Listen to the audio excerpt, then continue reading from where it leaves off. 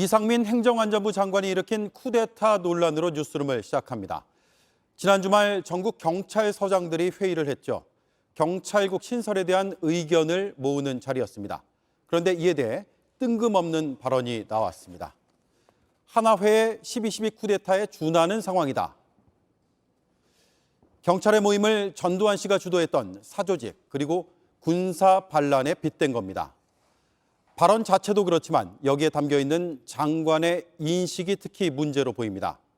말폭탄을 맞은 일선 경찰은 폭발했습니다. 첫 소식 이혜선 기자입니다. 이상민 장관이 지난 23일 열린 경찰서장 회의를 하나회의 12.12 쿠데타와 비교한 건 오늘 아침 출근길. 파장이 커지자 예정이 없던 브리핑을 열어 직접 설명에 나섰습니다. 경찰은 물리력과 강제력, 심지어 무기도 소지할 수 있습니다. 자의적으로 한 군데 모여서 회의를 진행할 경우에는 대단히 위험합니다. 하나회가 12.12 쿠데타를 일으킨 것이 바로 이러한 시작에서 비롯된 것입니다. 경찰국 신설을 반대하는 경찰 내 특정 세력이 있다면서도 구체적으로 밝히진 않았습니다. 대충 언론에 언급되는 분들은 다 특정 출신이더라고요. 그래서 과연 이게 우연의 일치일까? 그런 합리적인 의문이 드는 것이죠. 위계와 질서가 중요한 경찰 집단에서 경찰 총수의 회의 하산 명령을 어기면서까지 회의를 강행한 건 매우 부적절했다는 겁니다. 이것은 단순한 징계의 차원을 넘어선 것이 아니라 형사처벌까지 될 수도 있는 엄중한 사안이라고 얘기를 한 겁니다. 하지만 회의를 주도한 유산명 전 울산 중부경찰서장이 대기 발령 조치되는 등 관련 사안에는 아무 영향을 미치지 않았다고 강조했습니다. 이번 경찰서장 회의가 이른바 검수완박을 위해 모였던 평검사 회의와도 다르다고 말했습니다.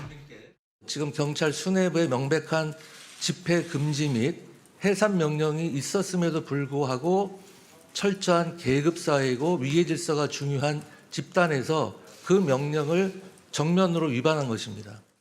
경찰국 출범이 일주일 정도 임박한 만큼 경찰 구성원들의 반발이 더욱 거세질 전망입니다. JTBC 이혜선입니다.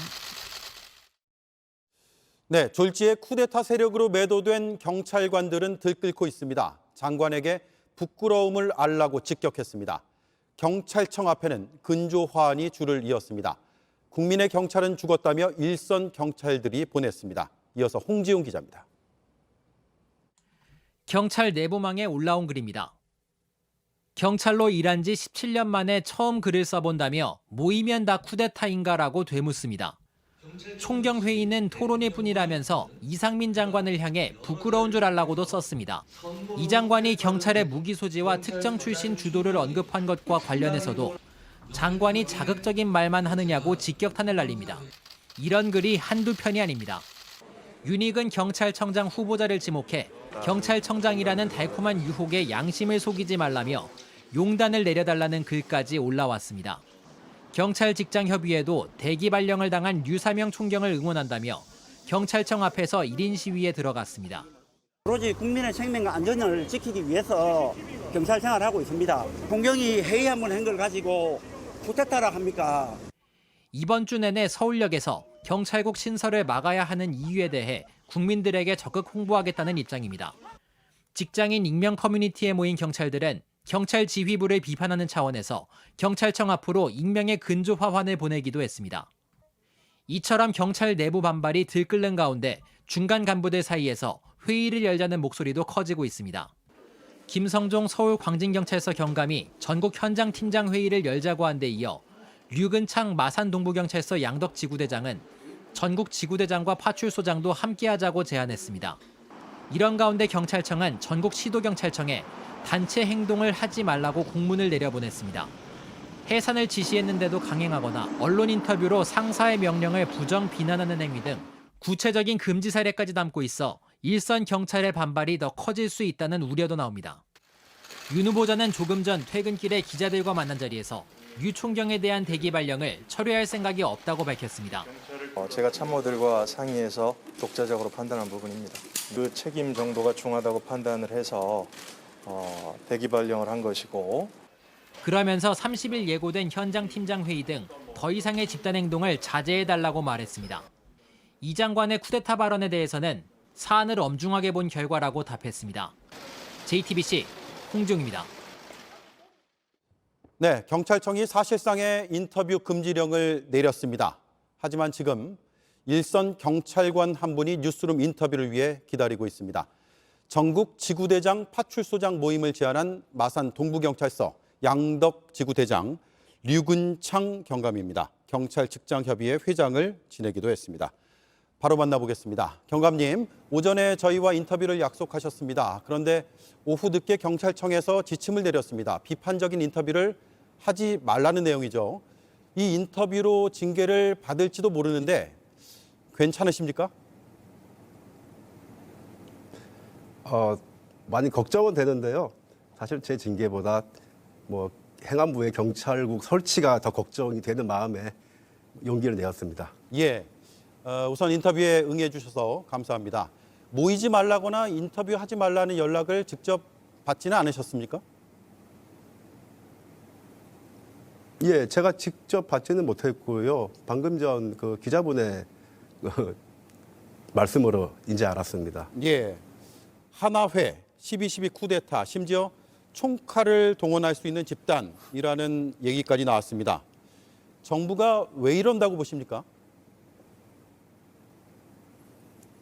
신속하게 경찰을 길들이기 위해서 쿠데타 하나회란 말씀을 하신 것으로 보이는데 사실 하나회하고 쿠데타는 너무 앞서 나간 발언으로 저는 보이거든요. 예. 거기에 참석하신 총경분들이 총 차고 회의 참석하는 건 아니잖아요. 그리고 실제 총기 휴대할 수도 없습니다. 예. 그리고 쿠데타란 말도 너무 자극적이고 조금 경찰을 너무 좀 뭐라 그럴까 너무 비하하시는 너무 쉽게 보시는 발언이 아닌가 생각이 듭니다. 예. 경찰대 출신이 마치 하나회처럼 주도한다라는 취지로 읽히는데 실제로 특정 출신들이 주도하고 있는 게 맞습니까? 그거는 절대 아닙니다. 처음에 행안부에서 경찰국 설치에 얘기 나왔을 때 경감 이하 경찰 공무원으로 구성된 직장협의회 그리고 경찰청에서 일하는 행정공무원, 주무관 노조까지 다 들고 일어나서 반대를 했습니다. 예. 그리고 그 이후에 총경들이 회의를 가진 것이거든요. 사실은 경찰대학이 아닌 중앙경찰학교 출신들이 특전 집단으로 볼 수 있는 것이죠. 순경 출신들이요. 예. 이번 모임에 대한 이제 반대 목소리죠, 정부에서. 그래서 그에 대한 반박으로 검사는 되는데 왜 경찰은 안 되냐 이런 반문도 경찰에서 나옵니다. 행안부 장관은 차원이 다르다라고 설명을 합니다. 그러니까 평검사들은 검찰총장 용인하에 회의를 했고 금지나 해산 명령도 없었다. 그런데 경찰은 그렇지 않았다라는 설명인데 납득이 되십니까? 전혀 납득이 되지 매우 어렵습니다. 지금 조선시대도 아니고 어떻게 계급 신분주의를 말씀하시는지 저는 이해가 되지 않고요. 그리고 총경들이 모인 것도 오후 2시에 모여가지고 오후 5시에 해산 명령을 받았습니다. 그러면은 최소한 그 회의에 대해서 정리를 하고 해산을 준비할 시간이 필요하거든요. 즉 1시간 정도 후에 해산이 되었는데 그것을 가지고 명령 위반이라 한다면은 제가 보기에는 오히려 명령 위반하도록 의도적으로 만든 게 아닌가 그런 합리적인 의심도 들 정도군요. 정도입니다. 의도적으로요. 그러면 총경 모임이 이전부터 예고가 돼 있었는데 행안부에서는 그런 모임을 하면 안 된다라는 지침이 내려오지 않았다는 얘기네요. 우려가 된다는 얘기가 나왔지, 좀 자제해달라는 얘기가 나왔지, 정확히 금지한다는 직무 명령을 바란 건 아니죠. 그러니까 오후 5시에 해산 명령을 내렸다고 한 것이죠. 예. 자, 그러면 갑자기 해산 명령이 나온 배경이 뭘까요? 혹시나 총경들이 예상보다 많이 모여서 그런 거 아닙니까? 아닙니다. 총경 50여 명이 모였고요. 제가 듣기로는 그 유산명 총경께서 총경들과의 회의를 통해 나온 결과를 오늘 점심 때 경찰청장 내정자와 같이 오찬을 하며 서로 의견을 소통을 하기로 했거든요. 그런데 금요일 저녁에 바로 대기 발령 시켜서 경찰서장실에서 내쫓았습니다. 그리고 점심 약속은 없던 것으로 했고요. 소통을 거부한다는 의미로 저는 보이거든요. 예. 행안부 장관이 징계를 넘어서 처벌할 수도 있다는 얘기까지 했습니다. 그러니까 일종의 범죄로 규정했다고 봐야 될 수도 있습니다. 이런 상황에서 경감님이 제안한 지구대장과 파출소장 모임이 가능하겠습니까? 지금은 저는 계속 강행할 방침인데 솔직히 조금 이게 강행이 될지는 좀 더 시간을 지켜봐야 되겠습니다. 주변에서 많은 의견이 쏟아지고 있으니까 그 의견을 종합해서 최종 결정할 예정입니다. 네. 경찰국 신설 시행령이 내일 국무회의에 올라갑니다. 통과가 되면 바로 8월 2일에 시행이 되죠. 그 뒤에는 어떻게 대응할 계획이십니까? 지금 경찰청에서 경찰관들 모이지 말고 입도 꾹 다물고 있으라는 엄명이 내려와서 향후에 어떤 조치가 될지는 모르겠지만은 그것도 역시 제가 지금 답변 드리기 곤란합니다. 좀 지켜보고 내부적으로 논의를 해봐야 될 사안으로 보입니다. 네. 자, 마지막으로 하나만 더 여쭙겠습니다. 경찰국 신설을 막지는 못하더라도 왜 안 되는지는 꾸준히 알리겠다 이런 입장이신데 경찰국이 신설되면 뭐가 가장 우려가 됩니까?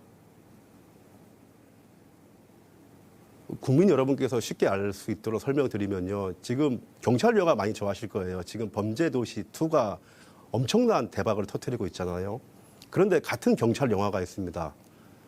팩트에 기반한 영화죠. 범죄도시 2는 허구지만 정말로 과거의 역사적 사실에 기반한 영화가 있습니다. 영화 변호인가 1987입니다. 경찰은 국민들한테 칭찬받고 사랑받는 조직이 되고 싶습니다. 장관 한 명한테 사랑받아가지고 출세하고 싶지 않습니다. 결국 5년 뒤 또 역사가 그 장관이 아닌 경찰을 비난하게 되니까요. 그러니 좀 국민 여러분께서 많이 관심 가져주시고 응원해 주시면 정말 감사하겠습니다. 예, 알겠습니다. 경찰청이 사실상의 인터뷰 금지령을 내린 상태입니다. 그래서 인터뷰가 정말 어려운 상황인데도 내부 소식을 전해주셨습니다. 고맙습니다. 감사합니다. 네, 고맙습니다. 마산 동부경찰서 양덕지구대장인 류근창 경감이었습니다. 네, 이상민 장관은 국회에 나와서도 비슷한 주장을 이어갔습니다. 쿠데타 발언을 비판하는 야당의 질의에도 물러서지 않았습니다. 권성동 국민의힘 대표 대행은 경찰판 하나회라고 거들었습니다. 하지만 여당 안에서조차 정부의 대응에 우려하는 목소리가 나오고 있습니다. 배양진 기자입니다. 국회 본회의장에 나온 이상민 행정안전부 장관은 특정 세력이 나서 반발하고 있다는 주장을 거듭했습니다. 혹시 이번 불법 회기를 주도한 특정 세력이 있습니까? 그것은 뭐 짐작은 가는 것은 있는데요. 지금 말씀드린 것은 적절치 않은 것 같고 뭐 언론의 취재 과정이나 경찰 내부의 감찰 과정에서 드러나지 않을까 이렇게 생각을 하고 있습니다. 쿠데타 발언 논란을 둘러싼 공방에서도 물러서지 않았습니다. 내란이라는 말을 일반 제가 내란이라는 이야기를 쓰지 않았습니다.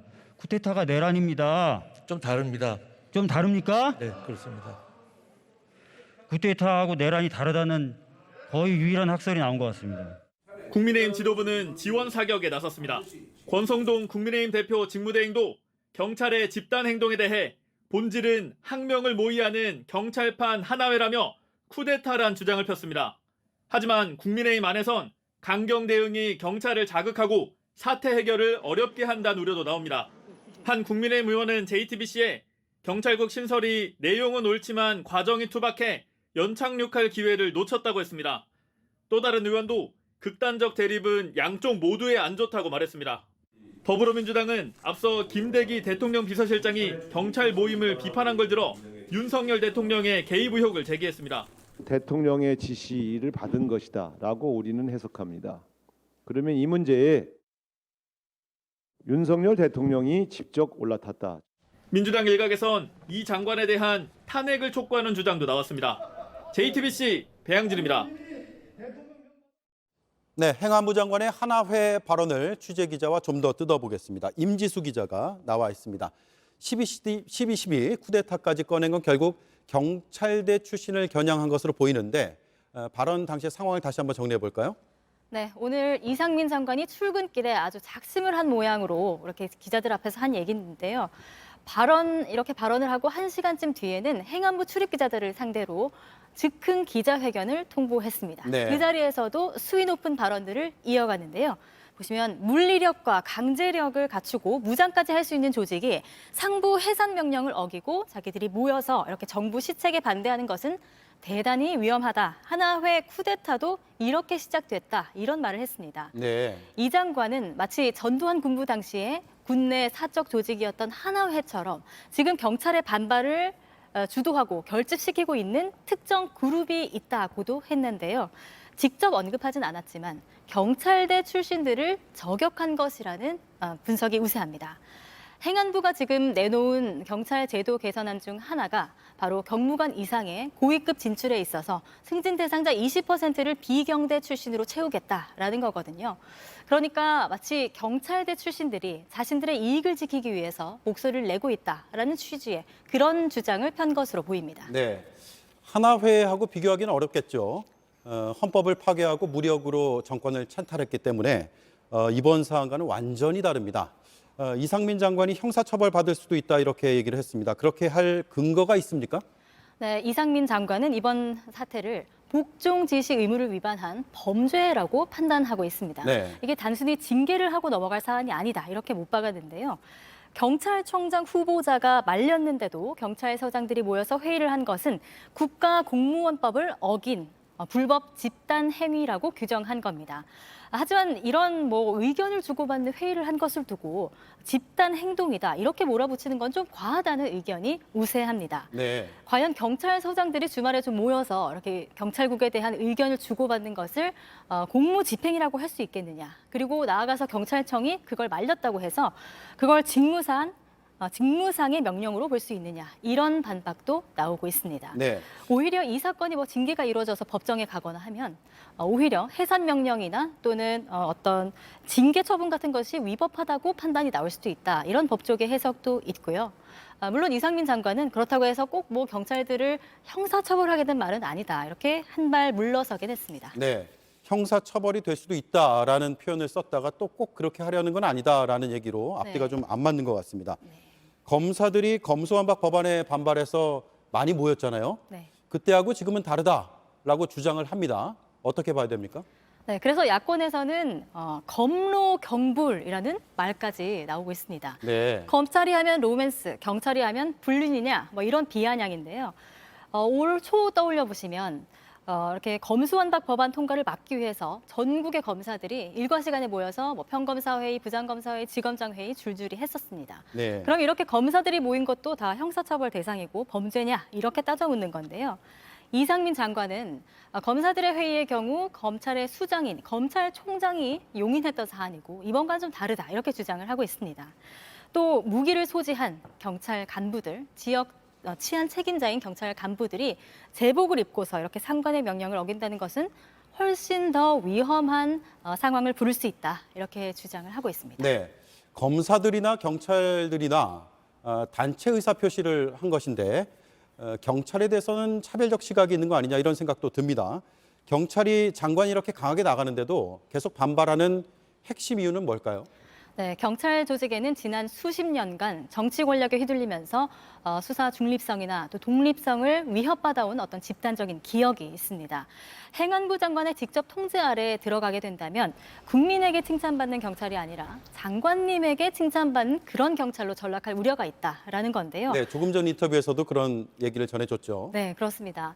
이상민 장관은 바뀌는 내용 중에 수사 관련 내용이 어디 있느냐, 뭐가 문제냐, 그리고 오히려 권한이 없는 청와대보다 법적으로 좀 권한이 있는 행안부 장관이 오픈된 곳에서 지시를 남기고 공개적으로 투명하게 하면 더 좋지 않냐 이런 얘기를 하고 있거든요. 예. 하지만 경찰국이 행안부 내에 설치가 돼서 경찰 인사에 대한 온갖 정보를 수집하고 또 예산이나 주요 경찰 정책 사안에 대해서 경찰청장의 보고 의무를 명시화하는 그런 경찰청장 지휘 규칙이 만들어진다면 경찰을 좀 휘두를 수 있는 그런 장치만, 통제 장치만 체계화되는 것 아니냐 이런 우려가 계속 나오고 있는 겁니다.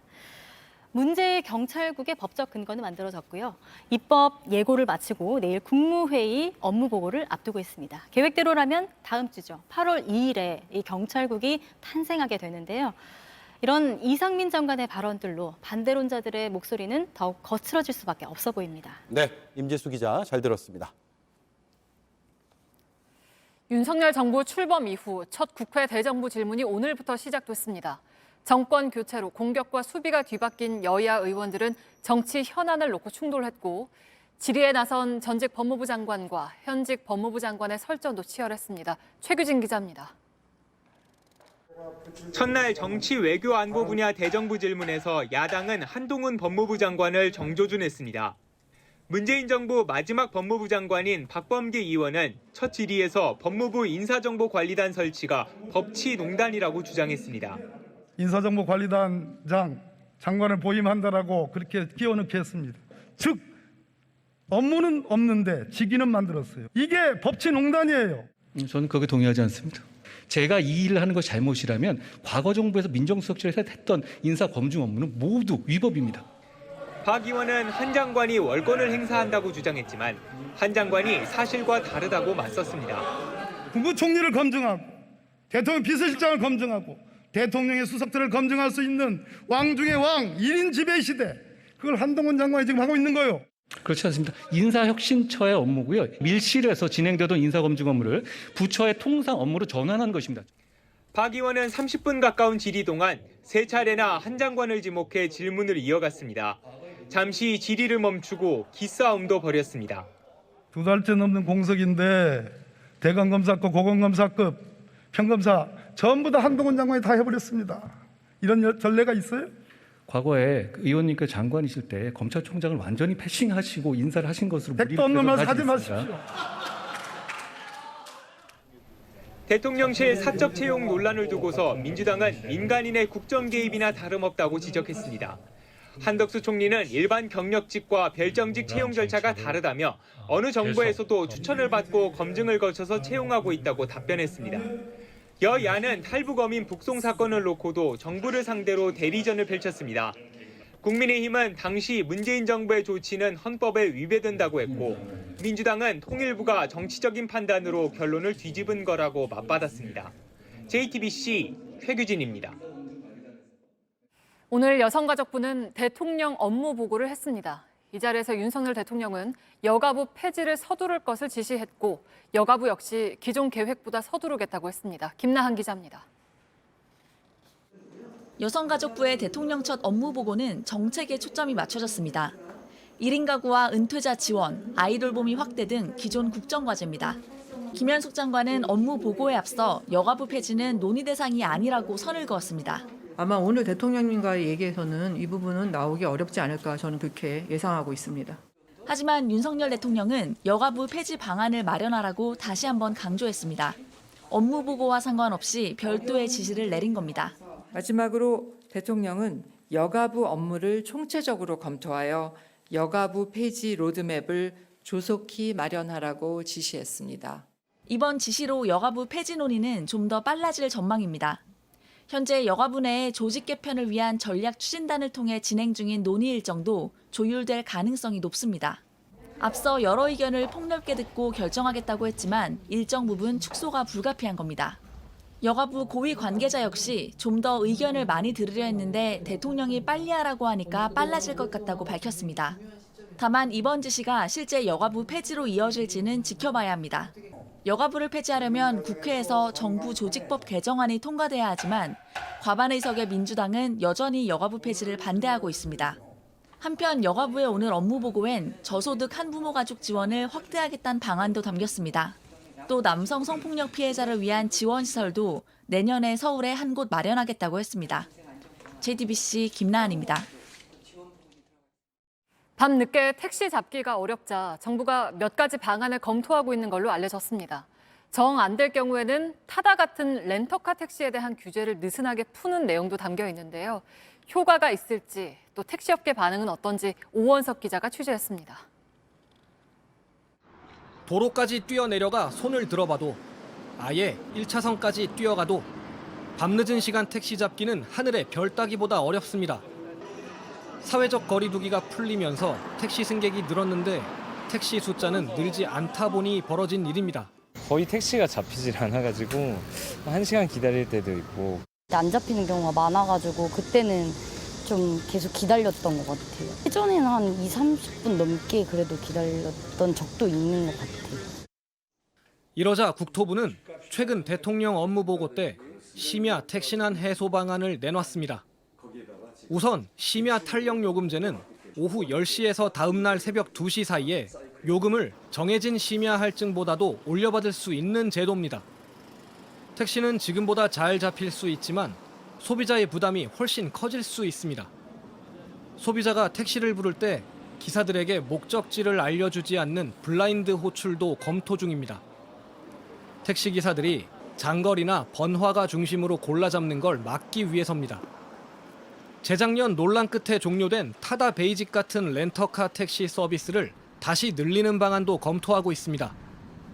지금은 매출의 5%를 기여금으로 내야 하는데 이 문턱을 낮출 수 있다는 겁니다. 하지만 택시업계의 반발이 만만치 않습니다. 기사가 없는 거지 택시가 없는 게 아니거든. 여기 보시다시피 이렇게 한 20-30대 서 있는데 이 차를 굴릴 생각을 해야지 무슨 뭐 타다를 도입을 하고. 국토부는 탄력요금제 등으로 택시기사의 수입을 늘리는 방안을 검토하고 있다며 택시업계와 협의하겠다고 밝혔습니다. JTBC 오원석입니다. 택시 부를 때 10명 가운데 8, 9명은 카카오티라는 앱을 씁니다. 이 앱을 카카오가 팔려고 하자 회사 직원은 물론 대리기사와 직영 택시기사까지 반대하고 나섰습니다. 이러자 카카오는 매각을 유보하겠다면서 한 발 물러섰는데요. 어떻게 된 일인지 이 소식은 김도훈 기자가 취재했습니다. 푸른 조끼를 입은 노조원들이 서울 도심에 모였습니다. MBK는 카카오 모빌리티 매입을 포기하라! 카카오 모빌리티 매각을 반대하는 전국 대리운전 노동조합원들입니다. 카카오가 이달 초 모빌리티 지분을 사모펀드에 매각하는 방안을 검토하는 사실이 알려지면서 갈등은 본격화했습니다. 카카오 대리운전과 택시 호출 서비스 전체 가입자는 국내 3천만 명, 한 달 평균 이용자만 1,000만 명에 이릅니다. 1등 호출 앱이기 때문에 매각 가치가 클 거라는 게 카카오의 판단입니다.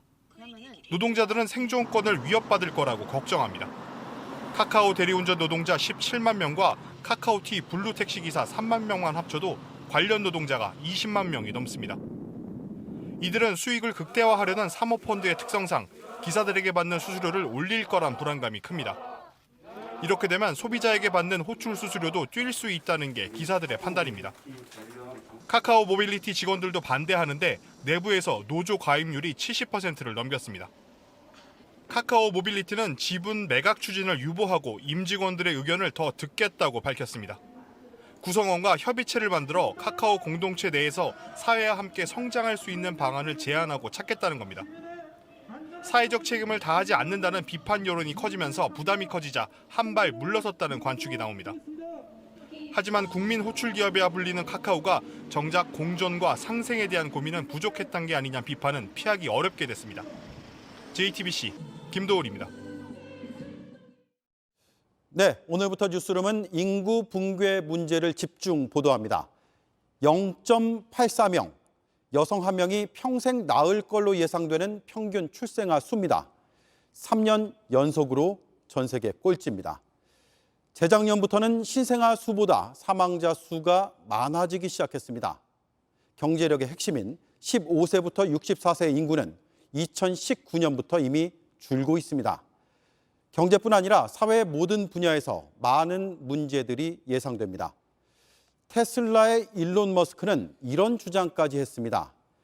100년 정도 지나면 한국의 인구가 지금의 6%인 300만 명으로 줄 거다. 과장도 있겠지만 우리의 문제는 그만큼 심각합니다.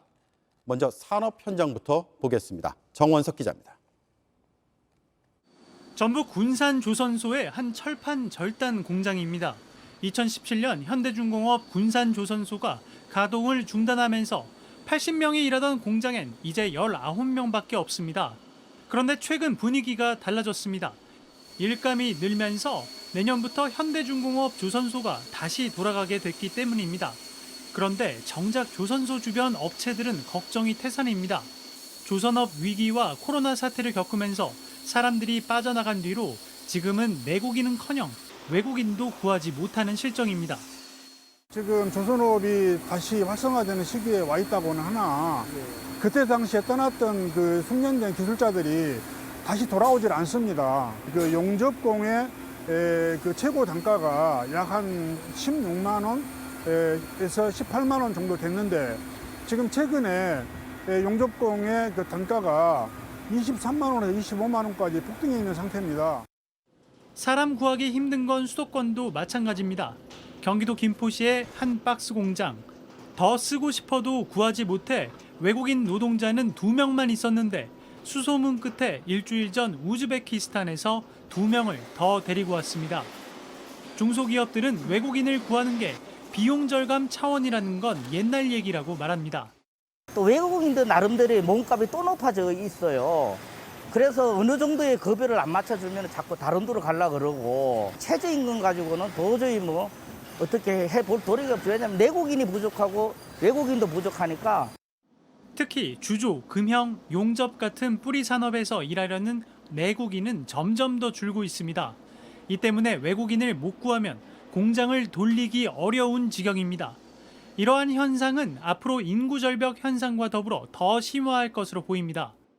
15에서 64세 생산 연령 인구는 2020년 3,738만 명에서 오는 2040년에는 2,850만 명, 2070년에는 1,730만 명대까지 줄어들 것으로 예상됩니다. 반면 65세 이상 고령 인구는 같은 기간 815만 명에서 2040년 이후에는 1,700만 명을 넘어설 예정입니다. 절대적인 생산 인구가 줄어드는 것도 문제지만 노령 인구에 대한 부양 비용이 커지는 것도 해결 과제입니다. 지금은 일하는 5명이 1명의 노인을 부양한다면 앞으로 반세기 후엔 일자리가 있는 사람 1명당 1명의 노인을 부양해야 하기 때문입니다. JTBC 정원석입니다. 자, 참고할 만한 해외 사례를 보겠습니다. 오늘은 일본과 미국을 준비했습니다. 코로나 사태 이후 일손이 더더욱 부족해지자 일본 지자체들은 해외 창업 인력을 앞다퉈 유치하고 있습니다. 미국은 임시 취업 비자를 기존보다 2배로 늘렸습니다. 김현예 도쿄 특파원입니다. 일본 교토에 있는 한 IT 기업입니다.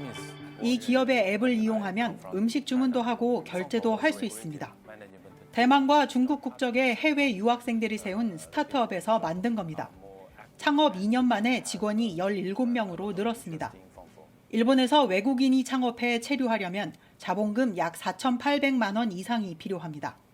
이 기업은 유학생들이 주축이어서 어려움이 컸지만 교토에서 스타트업 비자 제도를 도입하면서 길이 열렸습니다. で、スタートビザ申請して、いろいろジェトロさんから支援を受けてですね、会社を今でもやっているような感じではあります。 이렇게 스타트업 비자를 통해 교토의 젊은 기업인이 세운 스타트업은 총 10곳. 가장 먼저 이 제도를 도입한 후쿠오카시는 스타트업 비자 적용을 받은 곳이 총 109곳에 달한다고 밝혔습니다. 일본에선 교토나 후쿠오카 외에도 도쿄 등 약 20곳에 달하는 지방자치단체가 최근 몇 년 새 스타트업 비자 제도를 도입하고 있습니다. 일본 인구는 지난해 10월 기준 약 1억 2,550만 명으로 1년 만에 64만여 명이 줄었습니다. 급격한 인구 감소에 일본 정부는 이민 정책을 검토했지만 사회적 논란으로 당장 시행은 어려웠습니다. 그래서 지방자치단체를 중심으로 우수 인력을 받아들이는 스타트업 비자 제도를 도입하기 시작했습니다. 다른 나라에서 우수한 인재를 받아들이려고 그리고 그 인재들이 일본 사회에서 활약하면 일본 사회에 도움이 된다. 미국은 트럼프 정권 시절 이민을 줄였다가 일손이 부족해지자 최근 임시 취업 비자를 기존의 2배인 5만 5천여 개로 늘렸습니다. 미국 언론들은 반이민 정책이 아니었다면 외국인 근로자 규모가 200만 명에 이르렀을 것이라며 일손 부족 현상을 비판했습니다. 도쿄에서 JTBC 김현희입니다. 네, 추적보도 후기입니다. 이른바 7억 원 각서는 이준석 대표의 징계에서 결정적 근거였습니다. 뉴스룸은 이 각서 문제가 정치권으로 번진 배경에 윗선이 있다는 관계자의 주장을 음성 파일로 보도했습니다. 오늘은 또 다른 관계자의 인터뷰 내용을 전합니다. 7억 원을 실제로 투자받기로 한 병원의 원장입니다. 지난 대선 때 7억 원 각서가 당시 윤석열 후보의 비서실에 있던 윤석대 정책위원에게 건네졌다고 주장했습니다. 윤석대 위원은 지금 논란이 되는 경찰국 신설에 관여한 정치권 인사이기도 합니다. 탐사보도팀 라정주 PD입니다. 대선을 2달가량 앞두고 있던 지난 1월 10일 대전의 한 병원. 이준석 국민의힘 대표 성접대 의혹을 폭로한 장모 씨와 이 대표 측 김철근 정무실장이 만난 곳입니다. 저는 이제 이준석 대표랑 같이 있는 김철근입니다. 가면 좀 뵐 수 있을까요? 이거 당연히 뵈죠. 이 대표 중징계의 빌미가 된 7억 원짜리 투자 각서는 바로 이 병원 원장실에서 작성됐습니다. 장 씨는 각서를 받으면서 투자처를 병원으로 해놨습니다. 오랜 설득 끝에 병원 원장을 인터뷰했습니다. 이동규 원장은 각서가 만들어진 현장을 목격했다고 털어놨습니다. 혹시 그날 계셨습니까? 다 작성하고 나서 인사했습니다. 이 원장은 당시 장 씨가 병원 투자금 모으는 일을 하고 있었다고 설명했습니다. 이준석 당대표에 그런 문제가 있고 하니까 그래서 약장하기로 했다 이렇게 이야기됐습니다. 그러면 결국에는 그 돈이 들어왔습니까? 안 들어왔기 때문에 이 사태가 생겼습니다. 돈이 안 들어오고 나서 우리 동생도 화가 났으니까 그 사람을 가지고 논 거죠. 지금 그러면 이 사건을 장 이사가 혼자 다 벌였다고 생각하세요? 장 이사가 우리 동생이 정치권에 아는 사람도 없는데 어떻게 가능하겠습니까? 중간 단위는 당연히 있겠죠. 이 원장은 7억 원 투자 각서가 지역 건설업자인 김모 회장을 통해 정치권 인사에게 넘어갔다고 말했습니다. 그러면서 대선 당시 윤석열 후보 비서실에서 활동하던 윤석대 정책위원을 거론했습니다. 윤 의원은 행안부 경찰제도 개선 자문위원으로 경찰국 신설에 밑그림을 짠 인물입니다. 지난달 자문위의 권고안 발표 때 기자회견에 직접 참석하기도 했습니다. 김 회장은 알죠. 그 옛날 투자자니까. 그 윤석대 전 후보는 저하고 같은 또 당에 있었고 활동을 같이 했으니까 대전 사람이니까 잘 알고 있죠. 이후 이뤄진 만남에선 더욱 구체적인 이야기를 꺼냈습니다. 이 원장은 각서가 정치권으로 간 과정이 전부 밝혀질 경우 상당한 정치적 파장이 올 수 있다고 말했습니다. 내가 지지를 얘기하잖아. 가만 아니 예를 들어 석대까지 가잖아. 그러면은 각하도 다시 석대로 가는 순간 각한테 간단 말이야. 김 회장과 윤 의원 두 사람은 대전 지역 한 고교 동문입니다. 김 회장은 윤 의원과의 친분 관계에는 선을 그었습니다. 안녕하세요. 혹시 김 대표님 되시죠? 네, 그러시죠. 저 JTBC 방송사에서 나온 테스트인데요. 난 뭐하는가 했는데 어차피 나는 아니니까 신경 쓰지 마시고 나한테는 묻지도 마시고. 그러면 혹시 윤석대 씨는 전혀 페북의 친구로 돼 계시던데 혹시 그 고교 동창은 아닌가요? 동생이지 동창은 아니지. 장 씨가 자기가 이 선에 컨트롤 받고 있다. 아니야, 그거 이제는 윤석대 씨라고 얘기를 했거든요. 윤석대 위원은 반론 요청에 각서 관련 일을 아는 바도 없고 장 씨는 아는 사람이 아니라고 답했습니다. 다만 김 회장을 아느냐는 질문에는 누가 나를 안다고 해서 내가 아는 건 아니라고 답했습니다.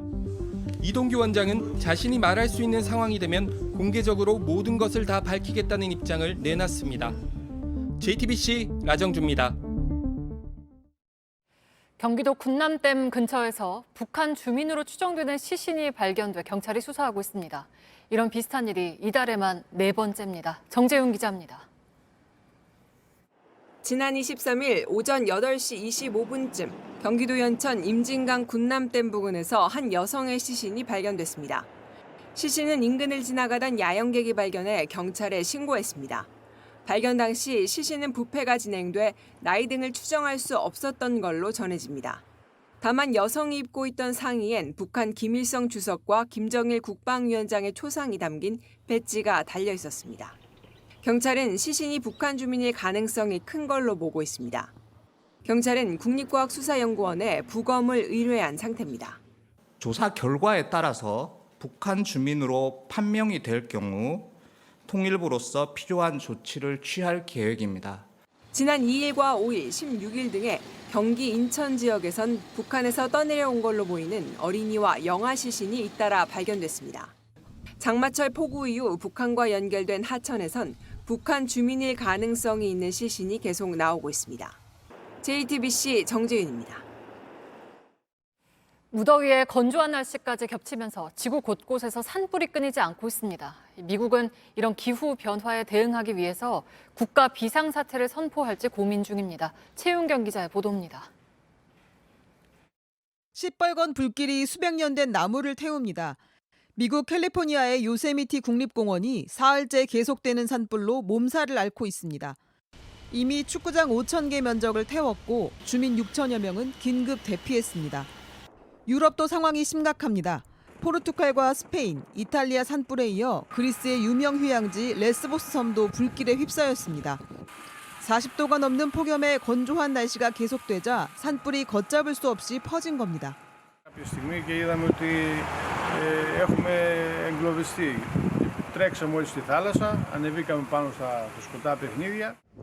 유럽연합은 화재 진압을 위해 소방 비행기와 헬리콥터 등을 더 보내기로 했습니다. It all looks like this is the result of the climate change. We have an increased frequency and intensity of forest fires. 미국도 폭염과 산불을 기후 비상사태로 보고 적극적으로 대응할 방침입니다. 존 케리 미국 기후특사는 영국 BBC와의 인터뷰에서 조 바이든 미국 대통령이 기후변화에 대응하기 위해 국가 비상사태를 선포하는 방안을 고려하고 있다고 말했습니다. 그는 또 우리 돈 3조 원에 달하는 예산을 확보해 기후변화와 자연재해에 견딜 시설을 짓겠다고 밝혔습니다. JTBC 최윤경입니다. 단지 사이에 바리케이드가 쳐지고 철문이 달린 아파트가 있습니다. 옆 단지 주민들이 넘어오지 못하게 막아놓은 건데 이런 갈등이 5년째 이어지고 있습니다. 무슨 일이 있었던 건지 백민경 기자가 다녀왔습니다. 바리케이트를 기어오르는 손자를 할머니가 말립니다. 야! 사람들이 먼저 넘어가야 되는데 또 그렇게 위험한 짓을 하는 것 봐. 이번에는 한 여성이 훌쩍 뛰어넘습니다. 주변을 두리번거리던 남성도 아빠는 아이까지 번쩍 들고 바리케이트를 넘습니다. 어떻게든 가로질러 가려다 넘어지는 할머니도 있습니다. 서울의 한 아파트 단지에서 매일같이 벌어지는 일입니다. 1단지 측이 2단지 주민들이 단지를 통과해 나가지 못하도록 막아놓은 겁니다. 불편하죠. 안 그러면 이렇게 해서 구덩다리에서 이렇게 삥 돌아가야 되거든요. 단지 간 갈등은 5년 전부터 시작됐습니다. 양쪽 주민차가 서로 부딪히는 사고가 났는데 사고 원인을 놓고 단지 간 싸움으로 번지면서 통행을 막기 시작한 겁니다. 1단지 측은 볼라드를 설치했다가 화분으로 바꾼 뒤에 최근에는 바리케이트까지 설치했습니다. 방지턱이 있잖아요. 네. 깨지기 시작해요. 이렇게 차가 다니다 보니 수리비가 이렇게 참 나왔으니 같이 수리를 하자 이렇게 했는데 이쪽에서 이제 안 되겠다. 2단지 역시 맞불을 놓듯 1단지 주민들이 가로질러 가지 못하게 철문을 달았습니다. 코로나이다 보니까 이제 종이 박스랑 이게 엄청날 거 아니에요. 지나가다가 쓰레기를 버리고 마트로 가요. 굳게 닫힌 철문은 아침 저녁으로 정해진 시간에만 열립니다.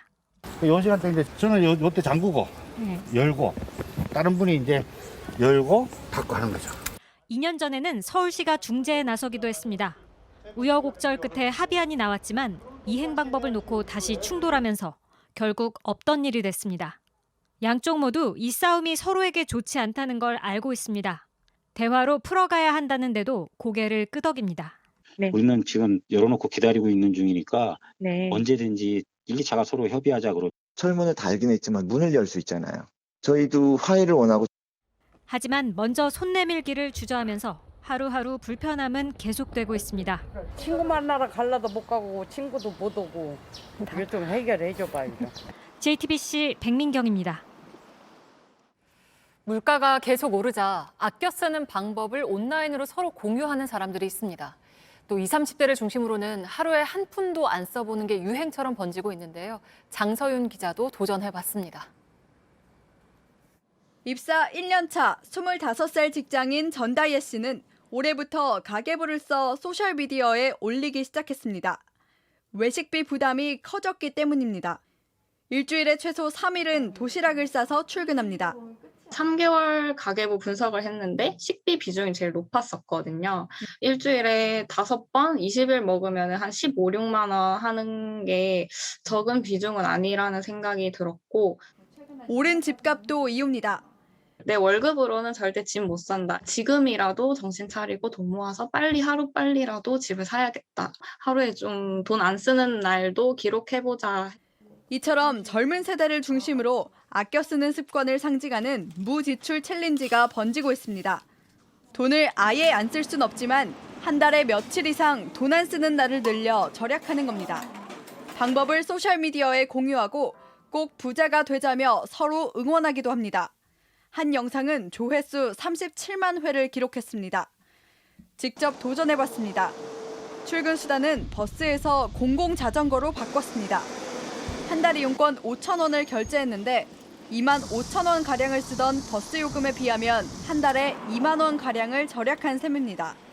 점심은 일명 냉털, 냉장고에 있는 재료를 털어 도시락을 만들어 먹었습니다. 여긴 회사 1층에 있는 카페인데요. 집에 굴러다니는 커피 쿠폰을 모아봤더니 커피를 3잔이나 마실 수 있습니다. 도전 결과는 평소보다 하루 적게는 10,000원, 많게는 2만 원은 아낄 수 있었습니다. 밥 사 먹는데 돈을 안 쓴 영향이 크지만 다음엔 냉장고도 채워야 하는 데다 저녁 모임도 있습니다. 길어지는 고물가 시대, 소비자가 아끼는 습관도 좋지만 물가를 잡을 수 있는 정책이 더 필요할 것으로 보입니다. JTBC 장서윤입니다. 중남미 섬나라 IT 출신의 이민자들이 탄 배가 미국 쪽으로 가다가 뒤집히는 사고가 났습니다. 최소 17명이 목숨을 잃은 걸로 전해졌습니다. 이세누리 기자입니다. IT 이민자들이 배를 아슬아슬하게 붙잡고 있습니다. 현지 시간으로 어제 새벽 중남미 바하마 제도 인근에서 배가 뒤집혀 최소 17명이 숨졌다고 바하마 정부가 밝혔습니다. 4-5살로 추정되는 아이 1명도 포함됐습니다. Around 1 a.m. with approximately 60 persons on board. It is believed that their final destination was Miami, Florida. 구조된 사람은 25명, 실종자는 더 있는 걸로 추정됩니다. 영국령인 중남미 바하마 제도는 IT 이민자들이 미국으로 가는 길목에 위치해 있습니다. 이번 사고도 바하마 뉴프로비던스 섬 11km 앞바다에서 일어났습니다. 이런 미입국 시도가 계속되는 건 혼란스러운 IT 상황 때문으로 보입니다. 1년 전 IT 대통령이 괴한에 암살당한 데 이어 한 달 만에 규모 7.2 지진으로 2천여 명이 사망하면서 나라는 대혼란에 빠졌습니다. 또 지역 패권을 차지하기 위한 갱단이 수도를 장악하면서 IT는 무법천지로 변했습니다. Situation est générale, tout ça, tout le monde victime. Si moun, si bébé et femme enceinte, tout le monde net mort. Mais moi-même tout, victime dans quel sens? Parce que je me proche moi, je me yon 10 ans même. 수도 포르토프랭스에선 이달에만 400여 명이 갱단에 의해 목숨을 잃었습니다. 에너지난과 식량난까지 겹치면서 IT 탈출 행렬은 더 이어질 전망입니다. JTBC 이세누리입니다. 네, 마치 벼 이삭 같은 이 꽃은 길게는 120년 만에 핀다는 대나무 꽃입니다. 쉽게 볼 수 없는 장면인데요. 그런데 이 대나무가 꽃을 피운 뒤에 전부 말라 죽는 일이 전국 곳곳에서 벌어지고 있습니다. 밀착 카메라 이상엽 기자가 대나무 숲에 직접 가서 확인해봤습니다. 전남 담양의 한 마을입니다. 푸른 숲 가장자리에 누렇게 말라버린 대나무가 보입니다. 어느 날 갑자기 대나무에 꽃이 핀 뒤 벌어진 일입니다. 숲을 가꾸는 전남 나주의 한 연구소도 상황은 같습니다. 개화가 이루어진 후에 줄기나 잎 부분이 다 전부 갈색으로 변하면서 대나무 숲을 관리하는 직원들도 처음 보는 그런 현상이라고. 대나무 숲 집단 고사라는 말까지 나올 정도입니다. 경남 밀양은 더 심각합니다. 대나무 잎은 바싹 말라서 다 떨어졌고 줄기도 썩어서 그대로 꺾여버렸습니다. 꽃이 원래 잘 안 피거든요. 대나무에 꽃이 핀 걸 본 적이 있으세요? 저는 없었는데 안 피거든요. 네. 그 이상하게 원래 꽃이 피대. 대나무 꽃이 피면 전쟁난다 해서. 말은 왜요? 그만 얼음 100년에 피다. 숲은 푸름을 잃어버렸습니다. 대나무 숲 안쪽으로 더 들어와 봤습니다. 벼 이삭 같은 대나무 꽃이 핀 뒤에 이렇게 전부 말라 죽었습니다. 대나무가 잎이 저렇게 원래 새파랗게 되거든요. 이 부근에 전부 다 대잎이 저리가 있어요. 지금 80이 지금 넘었지만은 저도 밀양 산지가 지금 한 40년 차거든요. 네, 대나무가 죽은 건 처음 보세요? 이거 처음 보죠. 대나무는 생명력이 강한 식물입니다. 2차 세계대전과 베트남 전쟁 등 전쟁통에서도 살아남은 걸로 알려집니다. 내가 베트남 전쟁에서 2년 넘게 내가 전쟁을 한 사람이에요. 대나무는 죽지도 않았다고. 그 월남전 때 고엽제를 쳐도 대나무는 죽지 않는다. 그 정도로 고엽제를 가고 이래도 고사되고 이러진 않아도. 그럼 대나무가 왜 죽는 걸까? 기후 변화, 영양 부족, 병충해 등 여러 추측이 오갑니다. 우죽순이라 하잖아요. 비가 오고 난 뒤에는 대나무가 막 솟아오르거든요. 근데 그동안 가뭄이 계속됐어요, 밀양에. 비가 거의 안 왔다시피 했거든요. 상당히 춥고 더운 데라. very cold 때 대단 춥단 말이잖아요. 혹한 일을 하는 거. 너무 추워서 그런 현상이 온 거 아이가. 대나무 갑자기 다 죽어가지고. 말아주고. 너 여기나? 네, 여기 갔다 왔어요. 아, 너 이거는 치기불로 야채기다. 밀양에서 1시간 30분쯤 떨어진 경남 하동입니다. 섬진강 대나무 숲길로 푸른 대나무가 절경을 이룹니다. 하지만 조금 떨어진 마을을 항공 촬영해보니 이곳 역시 담양, 나주, 밀양과 같습니다. 불과 3년 전 위성사진과 비교해보면 지금은 완전히 다른 모습입니다. 사실 뭐라고 말씀들 하세요? 왜 죽는지 그 원인을 못 찾겠다고. 푸른 대나무가 아니라? 완전히 색깔이 누렇게. 썩은 안 오니까 잘라갖고 이렇게 눕힌 기라 너무 보기가 좀 안 좋으니까. 정부가 원인을 찾고 있지만 아직 이렇다 할 근거를 찾지 못했습니다. 1977년 산림처 통계에 보시면은요. 그때 당시 지리산 일대에서 대나무 면적이 7,500헥타르였는데 그중에서 3,500헥타르가 개화 후 고사했다는 처음인 거예요. 지조와 절개를 상징하는 대나무는 아주 끈질기고 굳셉니다. 늘 곧고 푸른 잎과 줄기로 이산화탄소를 빨아들이고 공기를 맑게 하는 일을 합니다. 지금 이 숲의 장면은 풀리지 않은 미스터리가 아니라 우리 모두가 지켜봐야 할 현장입니다. 밀착 카메라 이상엽입니다.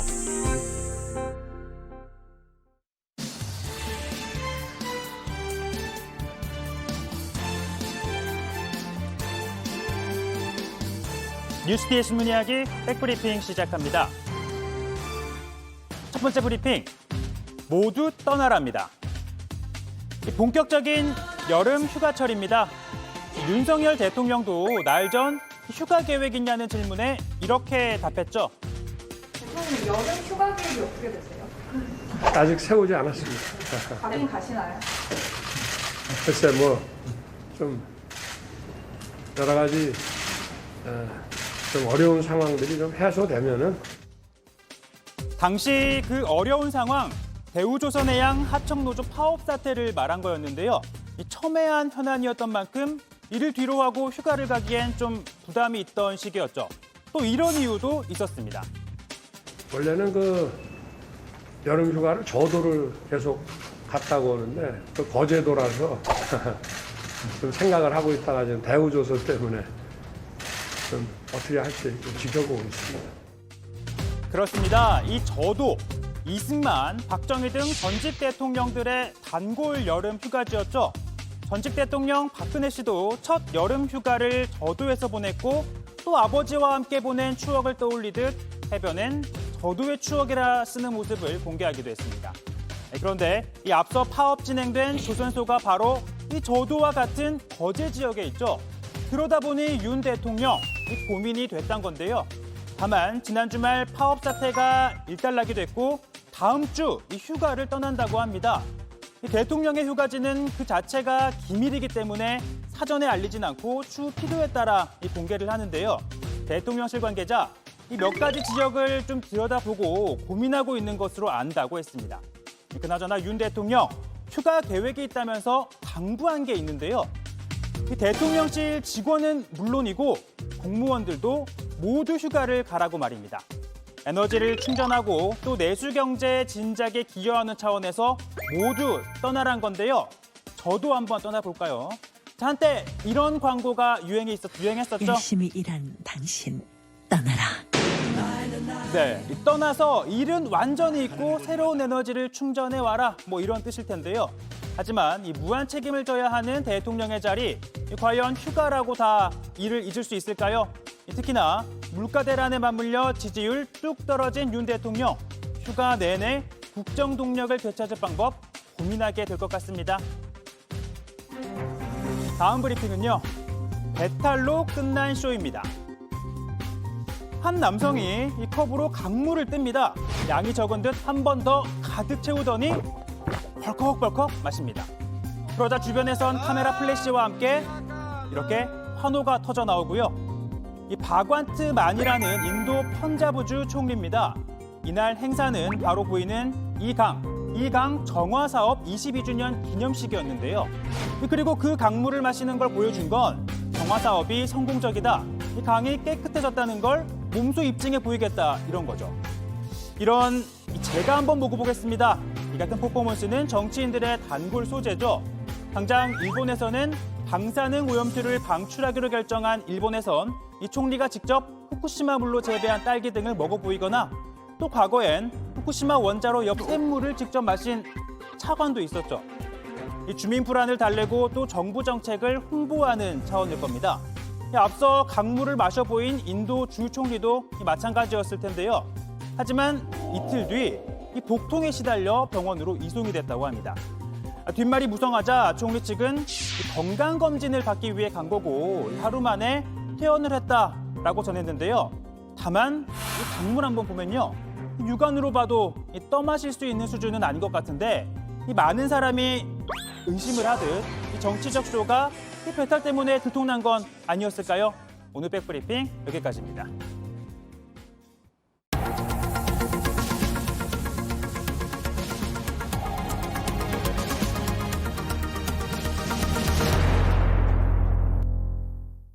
또 비극이 일어났습니다. 오늘 새벽 40대 부부와 6살 아이가 숨졌습니다.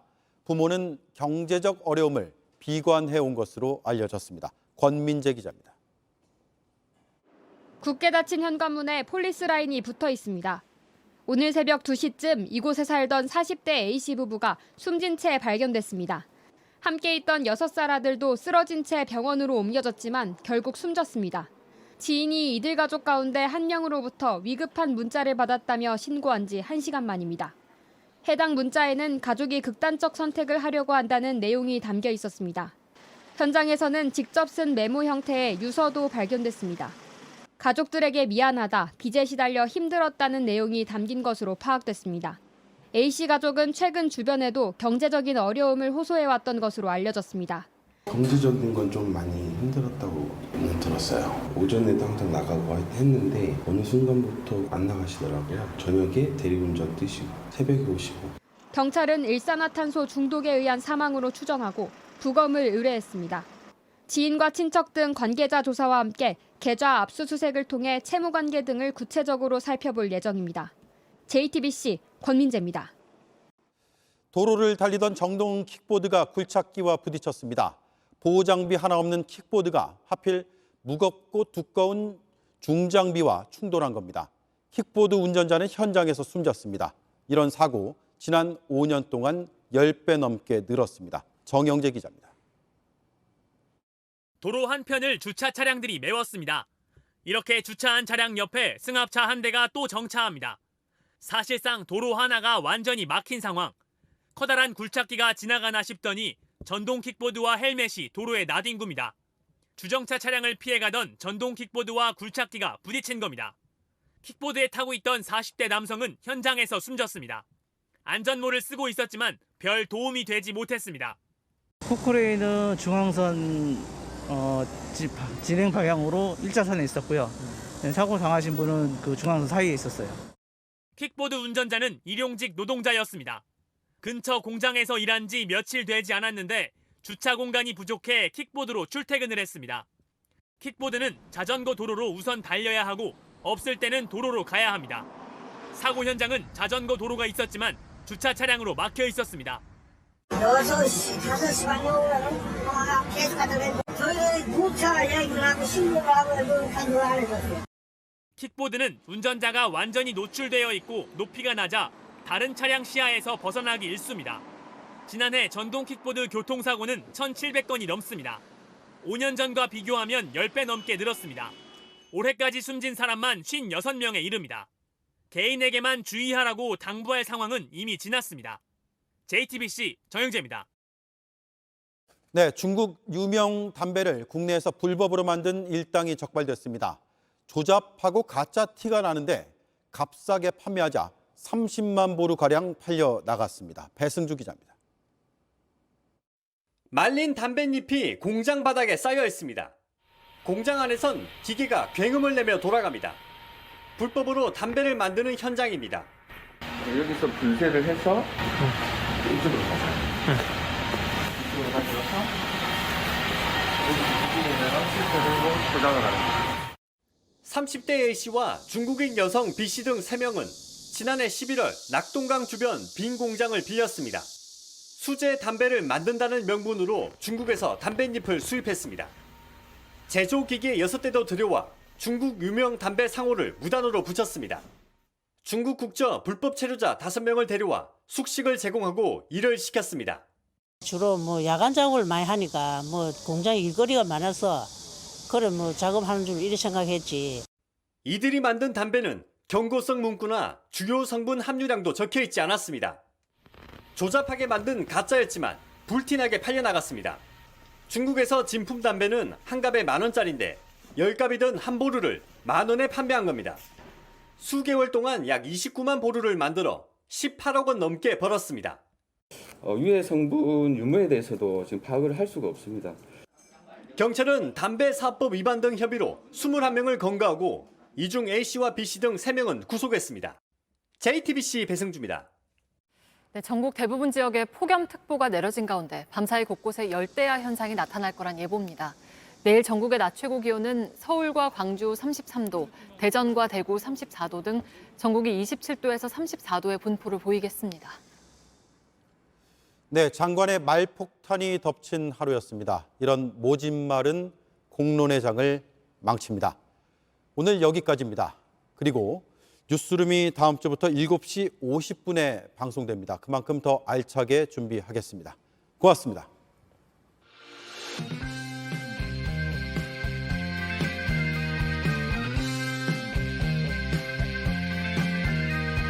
모질게 말하지 말라며 모질게 말하지 말라며 모질게 말하지 말라며